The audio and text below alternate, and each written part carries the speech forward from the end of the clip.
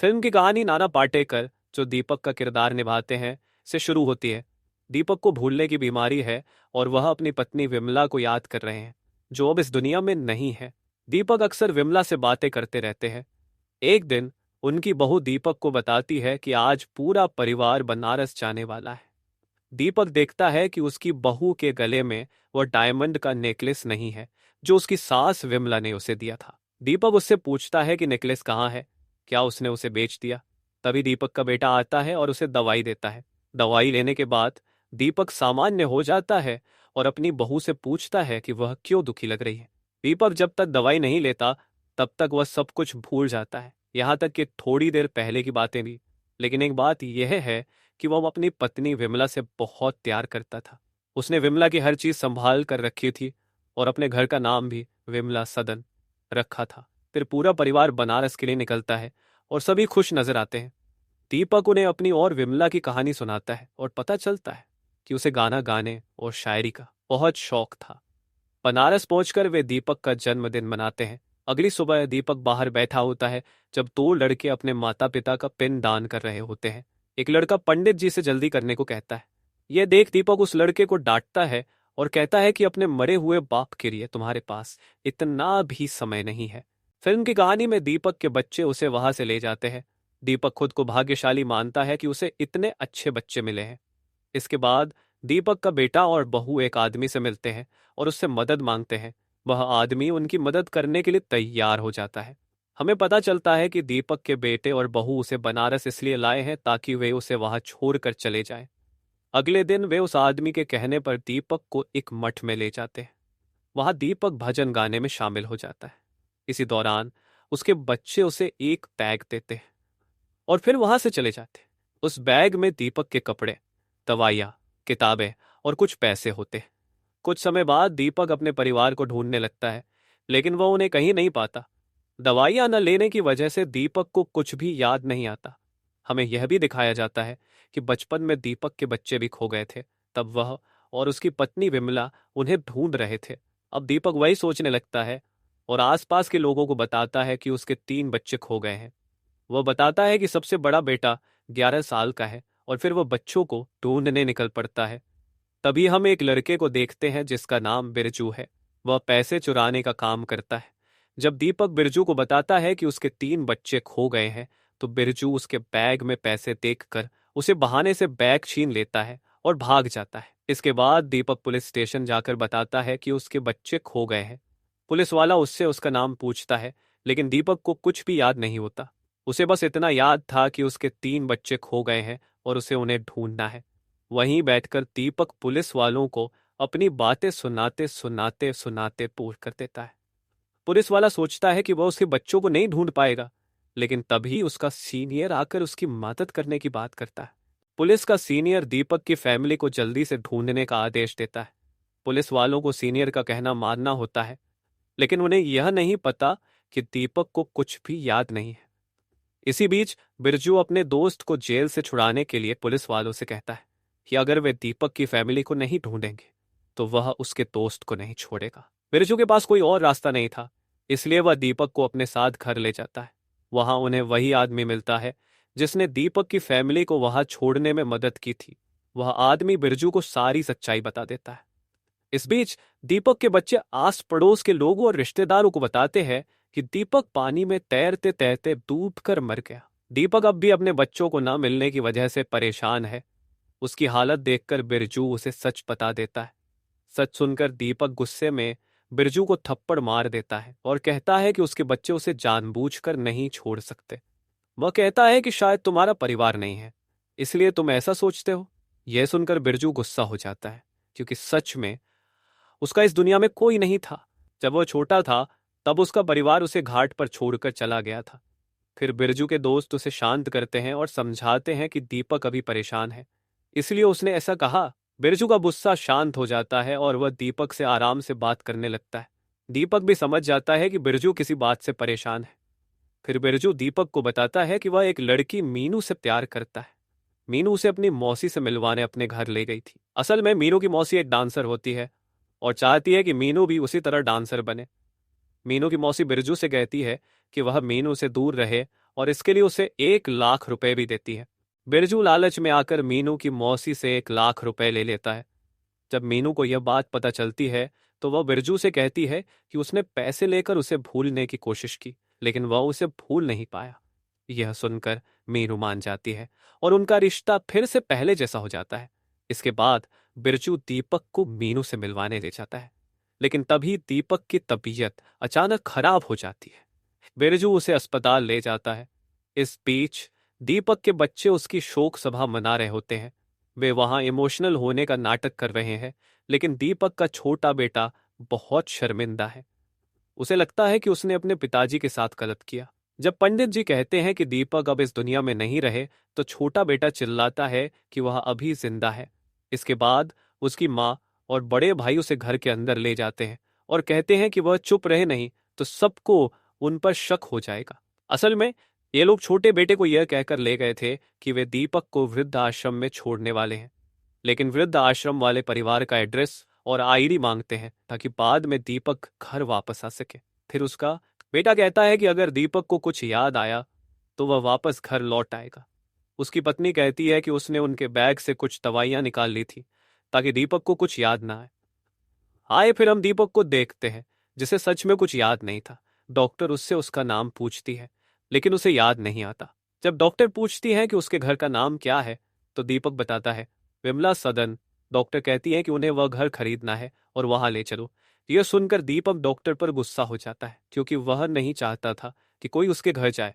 Doctor Birju से कहती हैं कि उन्हें दीपक को उसकी पुरानी बातें याद दिलानी होंगी ताकि दीपक के बारे में कुछ जानकारी मिल सके। तभी वहां एक पुलिस वाला आता है और मीनू की मौसी से कहता है कि दीपक की देखभाल की जिम्मेदारी अब उसी को उठानी होगी, क्योंकि दीपक उसके घर में बेहोश हुआ था। मौसी इस जिम्मेदारी को नहीं ले सकती, इसलिए वह बिरजू से कहती है कि अगर वह दीपक की फैमिली को ढूंढ लेगा तो वह बिरजू और मीनू की शादी करवा देगी। इसके बाद बिरजू अपने दोस्त से कहकर दीपक को कहीं और भेज देता है और मौसी को बताता है कि उसने दीपक को उसकी फैमिली के पास भेज दिया है। यह सुनकर मीनू बिरजू पर गुस्सा हो जाती है और कहती है कि जिस आदमी के पास उसने दीपक को भेजा है वह अच्छा आदमी नहीं है। वह लोगों के अंग निकालकर उनकी तस्करी करता है और वही दीपक के साथ भी करेगा। यह सुनकर बिरजू तुरंत उस आदमी को ढूंढने लगता है और उसके साथ लड़ाई करके सीधे दीपक के पास पहुंच जाता है। दीपक ने पहले ही सभी को हरा दिया था, लेकिन वह बिरजू को पहचान नहीं पाता। फिर भी बिरजू उसे अपने साथ वापस ले आता है। बिरजू दीपक से उसके बारे में पूछने की बहुत कोशिश करता है, लेकिन अफसोस दीपक को कुछ भी याद नहीं आता। तभी बिरजू को डॉक्टर की बात याद आती है कि अगर दीपक को उसकी पत्नी विमला के बारे में याद दिलाया जाए तो शायद उसकी याददाश्त वापस आ जाए। फिर बिरजू को दीपक की एक कविता मिलती है जो उसने विमला के लिए लिखी थी। जब बिरजू कविता पढ़ता है तो दीपक बातों बातों में बताता है कि वह शिमला से है। इसके बाद बिरजू और उसके दोस्त सोचते हैं कि वे दीपक को शिमला ले जाएंगे। इस बीच दीपक के बच्चे विमला सदन बेचने की बात कर रहे होते। उनका दीपक को छोड़ने का कारण यही था कि वे उस घर को बेचकर पैसे बांटना चाहते थे, लेकिन दीपक ने कभी उन्हें ऐसा करने नहीं दिया। वह विमला सदन किसी ट्रस्ट को देना चाहता था। फिर एक आदमी दीपक के बच्चों के पास आता है और बताता है कि दीपक के पापा ने सालों पहले एक जमीन खरीदी थी। अब उस जमीन पर एयरपोर्ट बनने जा रहा है और उसकी कीमत 40 करोड़ रुपए है। क्योंकि दीपक उसका वारिस है, ये जमीन उसे मिलेगी। दीपक के बच्चे उस आदमी को बताते हैं कि दीपक अब इस दुनिया में नहीं रहा। वह आदमी कहता है कि अगर तुम लोग दीपक का डेथ सर्टिफिकेट सबमिट करोगे तो यह जमीन तुम्हें मिल जाएगी। इसके बाद दीपक का परिवार बनारस जाकर उस पर डेथ सर्टिफिकेट बनवाने की योजना बनाता है। इस बीच दीपक शिमला जाने के लिए निकलता है। रास्ते में दोनों परिवारों की गाड़ियां एक दूसरे से टकराने वाली होती हैं। दीपक के घर वाले उसे देख लेते हैं, लेकिन जानबूझकर रास्ता बदलकर वहां से चले जाते हैं। हालांकि उन्हें देखकर दीपक को थोड़ा बहुत याद आने लगता है, लेकिन इससे पहले कि वह गाड़ी से बाहर निकले उसकी फैमिली वहां से जा चुकी होती है। इसके बाद दीपक शिमला पहुंच जाता है। बिरजू दीपक से उसके घर के बारे में पूछता है, लेकिन दीपक को कुछ भी याद नहीं आता। वह बस इतना कहता है कि वह और विमला एक फोटो स्टूडियो में फोटो खिंचवाने जाया करते थे। उस स्टूडियो के पास एक आइसक्रीम वाला भी था जहां वे दोनों आइसक्रीम खाते थे। फिर बिरजू अपनी जांच पड़ताल करके उस फोटो स्टूडियो को ढूंढ निकालता है। स्टूडियो का लड़का उन्हें बताता है कि यह स्टूडियो उसके दादाजी का है और वे जिनकी भी फोटो खींचते हैं उनका रिकॉर्ड उनके पास होता है।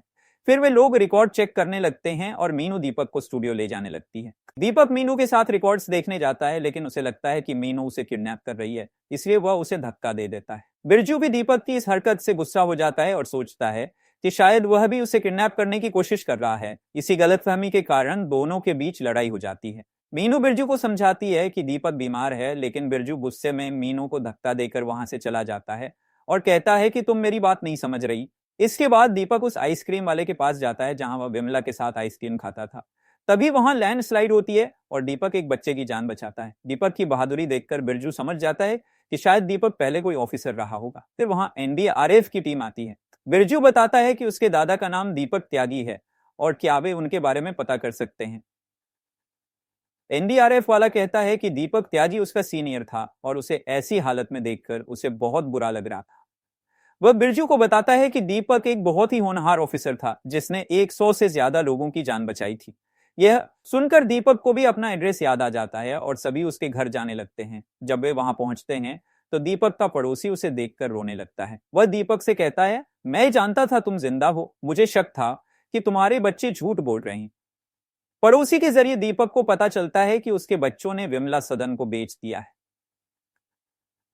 फिर दीपक उस जगह पहुंचता है जहां उसके बच्चे गए हुए थे, मतलब वे प्रॉपर्टी के पैसे ले नहीं रहे थे। वहां दीपक देखता है कि उसके बच्चे इमोशनल होने का नाटक कर रहे हैं और सबको बता रहे हैं कि वे अपने पापा से कितना प्यार करते थे। दीपक अपने बच्चों को देखकर दुखी होता है। जब वे उसे देखते हैं तो हैरान रह जाते हैं। दीपक उनसे कहता है, अगर तुम्हें यही चाहिए था तो मुझे बता देते, मेरे मरने के बाद यह सब तुम्हारा ही हो जाता। वह आगे कहता है, हमने वह घर बहुत मेहनत से बनाया था। मैं अपनी पत्नी विमला के साथ उस घर में रहना चाहता था, लेकिन तुम लोग उसकी यादों को बेचना चाहते थे।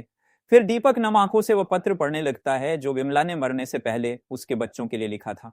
पत्र में विमला ने लिखा था कि उसे अपने बच्चों की हरकतें देखकर नहीं लगता कि उन्हें उनके पापा से कोई लगाव है, लेकिन वह चाहती थी कि उसकी मौत के बाद बच्चे अपने पापा का ध्यान रखें। दीपक रोते हुए अपने बच्चों से कहता है, मैंने विमला से कभी झूठ नहीं बोला, लेकिन अब ऊपर जाकर उसे एक झूठ बोलूंगा कि हमारे बच्चों ने मेरा बहुत ख्याल रखा। वह अपने पोते पोतियों से कहता है कि बड़े होकर उन्हें अपने माँ बाप का ध्यान रखना चाहिए, खासकर जब वे बूढ़े हो जाएं, क्योंकि उस समय माँ बाप को बच्चों के प्यार की बहुत जरूरत होती है। इसके बाद दीपक वहां से जाकर रोते हुए खुद का पिंड दान करता है, क्योंकि वह अपने बच्चों के लिए वैसे ही मर चुका था। तभी बिरजू वहां आकर कहता है, मैं नहीं जानता कि मेरे पिताजी कौन थे, लेकिन आज से आप मेरे पिता हो। यह सुनकर दीपक खुशी से बिरजू को गले लगा लेता है और यहीं पर उसकी मौत हो जाती है। बिरजू इमोशनल हो जाता है और दीपक का पिंड दान करता है। वह सोचने लगता है, काश मैंने दीपक को शिमला लाया ही ना होता। अगर मैं उसे शिमला नहीं लाता तो उसे पुरानी बातें याद नहीं आती और उसे इतनी तकलीफ नहीं होती। दीपक ने अपने बच्चों की असलियत जानने के बाद ही शरीर छोड़ा था।